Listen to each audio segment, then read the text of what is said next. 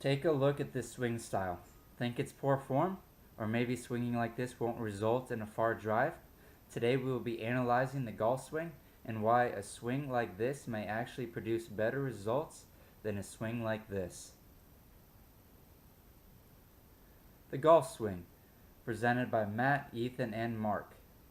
In golf, there are many types of clubs and many different types of shots that they are specifically made for.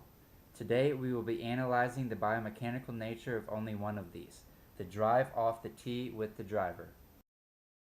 Today we will be assuming that the golfer's objective is to maximize the range of the ball driven.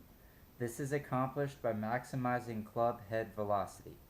We will be discussing how to maximize club head velocity after going through the phases of the golf swing. The golf swing will be divided into 4 phases. The preparatory phase, which consists of the grip, posture, stance, and ball placement, the backswing phase, the downswing phase, and the follow-through phase. Let's begin with the preparatory phase.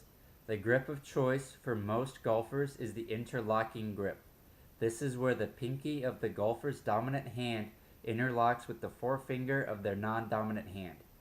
Both thumbs are pointing directly down the shaft of the golf club toward the club head with the head in neutral position. The golfer loads their glutes and hamstrings and slightly bends at the knee and takes a foot stance that is slightly wider than their shoulders. The ball is placed slightly toward the front foot and at a distance from the golfer so that 2 fists can fit between the end of the golf shaft and their belt buckle. The head is also held in a neutral position with eyes locked on the ball. The next phase of the swing is where movement actually starts. The backswing consists of bringing the club head back and loading the body in preparation for the downswing. The golfer's center of mass shifts to primarily being on their back foot, and their hips and upper torso rotate away from the ball and become tensed and loaded, along with their wrists becoming cocked.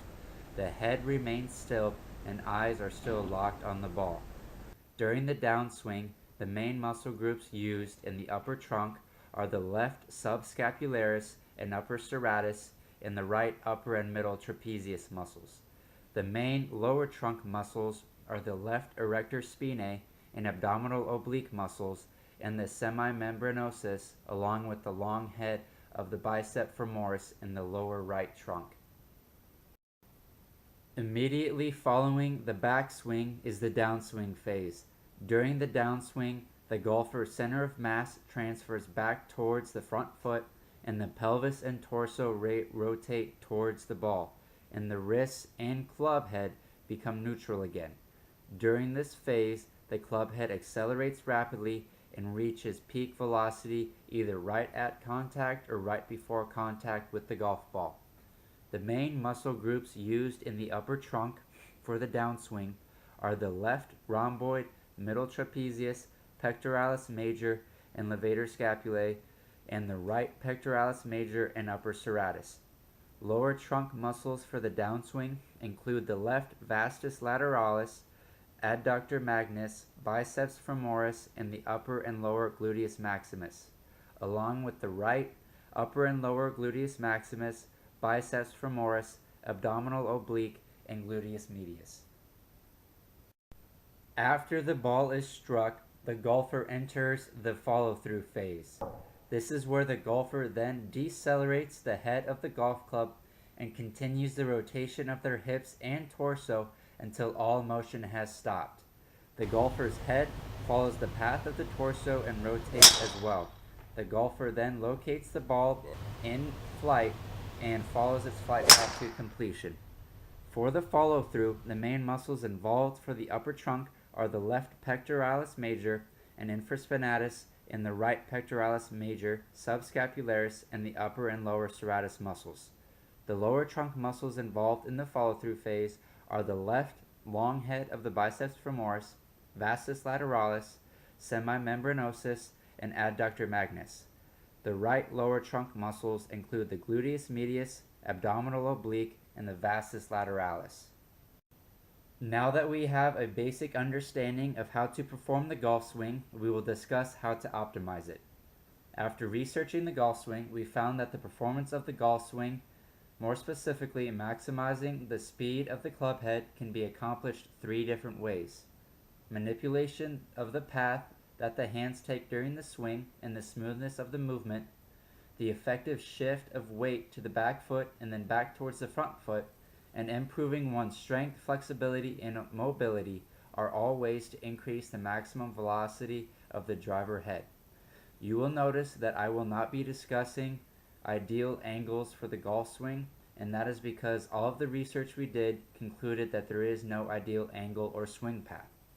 Everybody has different limb lengths and kinetic limitations, therefore everyone's swing will be different in some way. The factors we found to improve performance are techniques scientifically shown to increase club head speed in every individual, no matter their height, limb length, or physical limitations. Manipulation of the hand path results in the following changes taking place. The duration of the downswing is longer, the vertical range of motion increases, the backswing is longer in duration, and there is smoother acceleration taking place. In all subjects studied, these four factors increase their club head velocity, thereby increasing the distance of the ball struck. All of these changes resulted in the production of more force and power. Force is increased because of the increase in acceleration, and power is increased because of the increased club head velocity. Torque needed to perform a swing was actually reduced because of the centrifugal force acting on the club head produced by the new swing style. This optimization of swing style results in reduced kinetic input by the golfer. In other words, this swing is easier to perform and requires less effort on the part of the golfer. These findings challenge the previously held belief that angular motion of a golf swing should be as circular as possible. What this study shows is that maximizing the time the club head travels linearly will result in a higher linear force produced, resulting in increased club head velocity. This, coupled with a smoother swing that is longer in duration, will result in a higher club head velocity and therefore greater driving distance. To help you visualize what this looks like, take a look at these two graphs. The one on the left is the original slower swing of the subjects. It can be described as a U placed on its side. Now take a look at the graph on the right. The graph is the resulting faster swing of the subjects after hand manipulation during the swing. This graph can be described as more of a V on its side. You will notice that the total distance traveled by the hands is greater in the graph on the right, and with straighter sides, the hands can be seen to travel in a more linear fashion for a longer period of time than the hands in the graph on the left. All of these manipulations to the hand path are shown to increase club head velocity. The next modification that can be made to increase club head velocity is the effective transfer of the golfer's center of mass from being 50-50 on each foot during the preparatory phase to the majority being on their back foot during the backswing phase, and then transferring it back towards the ball during the downswing phase. Several studies we looked at confirm that when a golfer moves their center of mass into the direction of the intended path of travel for the ball, their swing speed increases. This was a major difference observed between professional and amateur golfers. Professional golfers had a much greater observable weight shift than did amateurs. It is also worth noting that the total displacement of the professional golfer's center of mass was less compared to the amateur's center of mass displacement at the point of peak swing speed. This means that not only were the advanced golfers able to more effectively shift their center of mass to a greater degree during the backswing, but they were also able to shift their center of mass back to its original point more effectively than amateurs. This results in greater stability during the golf swing, which contributes to greater control and accuracy of the shot. The final way to increase golf performance is with a structured exercise program that consists of strength and power exercises, mobility work, and stretching.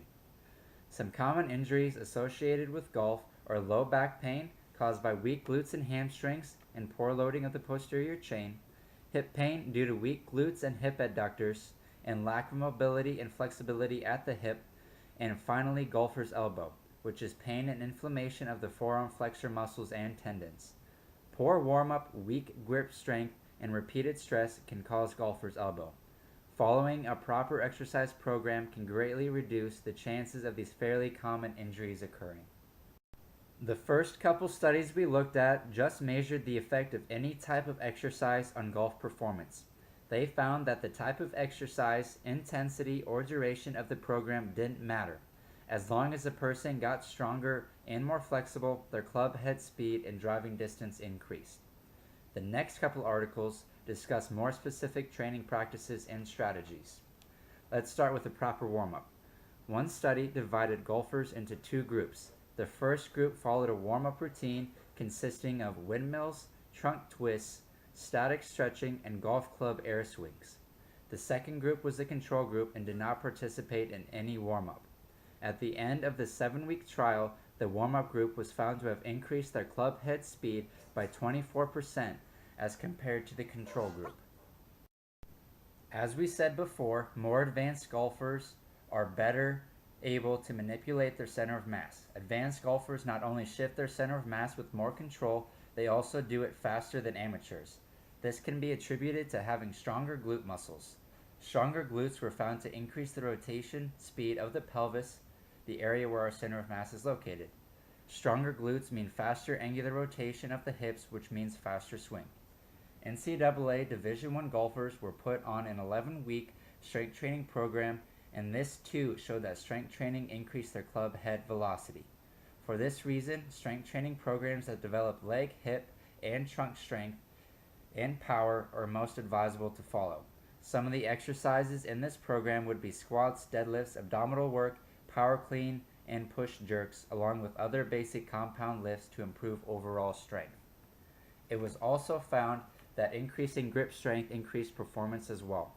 Increased grip strength reduces the risk for golfer's elbow and also greatly helps increase the angular acceleration of the club head while straightening of the wrist during the downswing. Strengthening one's grip should be accomplished well enough with any pulling movement such as deadlifts, power cleans, rows, or pull-ups. It is important to note that as many exercises as possible should be performed in the standing position to adequately train the trunk and hip stabilizer muscles. For this reason, it is recommended to forego the standard bench press and choose a standing cable chest press to train for upper body strength. All seated exercise variations should be avoided, along with all exercises where the person is lying on their back. Flexibility and mobility work are the last things to incorporate into the golfer's training program. Stretching the hip flexors, internal rotators, the shoulders, and working to improve trunk rotation ability are the most important areas to focus on. Dynamic stretching is recommended before a weightlifting session or golf play, and static stretching is recommended for after the weight training session or golf play in order to avoid negatively affecting performance. Key points to remember. Remember, the golf swing consists of 4 phases: the preparatory phase, the backswing, the downswing, and the follow-through phase. There are also multiple ways to improve one's performance of the golf swing. Focus on elongating the swing as much as possible. Make your hands follow more of an ellipse than a circle, and try to perform this movement as smoothly as possible. Next, focus on shifting your weight to your back foot during the backswing and shifting it forcefully back toward the ball during the downswing. And finally, start a strength training program that incorporates compound free weight and cable exercises, Olympic lifts, and flexibility and mobility work. Thank you for watching our presentation. We hope you enjoyed it, and if you have any questions, please ask them now. Thank you.